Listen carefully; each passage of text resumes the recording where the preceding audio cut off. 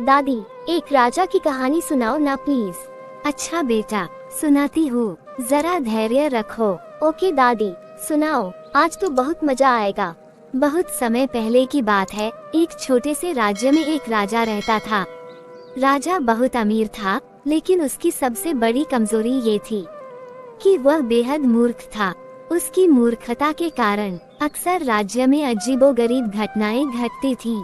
फिर क्या हुआ दादी? एक दिन राजा ने अपने दरबारियों से कहा, मैं चाहता हूँ कि मेरे लिए सोने का एक ऐसा महल बनाया जाए जो आसमान तक पहुँचे।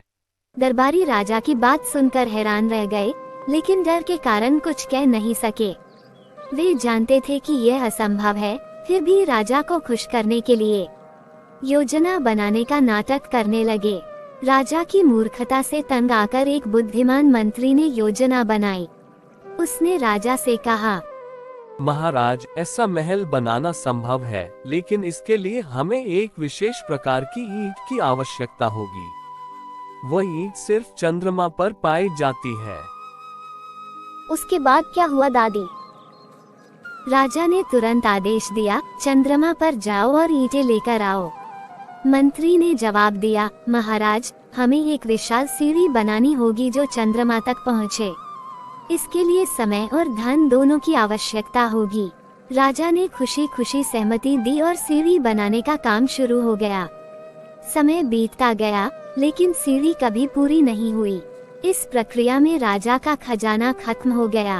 आखिरकार मंत्री ने कहा, महाराज, हमारा खजाना खाली हो गया है। अब हमें प्रजा से मदद मांगनी होगी।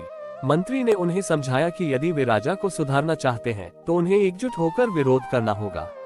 प्रजा ने राजा से मिलने का नाटक किया और कहा, हम आपकी महान योजना के लिए तैयार हैं, लेकिन पहले हमें भूख से बचाइए। आखिरकार क्या हुआ दादी माँ? राजा ने जब देखा कि उसकी प्रजा भूखी है, तो उसे अपनी गलती का एहसास हुआ।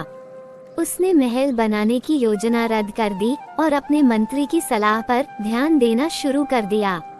धीरे धीरे राजा ने समझदारी से शासन करना सीख लिया और राज्य में खुशहाली लौट आई। कहानी की नैतिकता। ये कहानी हमें सिखाती है कि नेतृत्व में समझदारी और प्रजा की भलाई का ध्यान रखना कितना महत्वपूर्ण है। दोस्तों, यदि आपको हमारी वीडियो थोड़ा सा भी अच्छा लगा, तो एक लाइक करके चैनल को सब्सक्राइब जरूर कर दीजिए। धन्यवाद।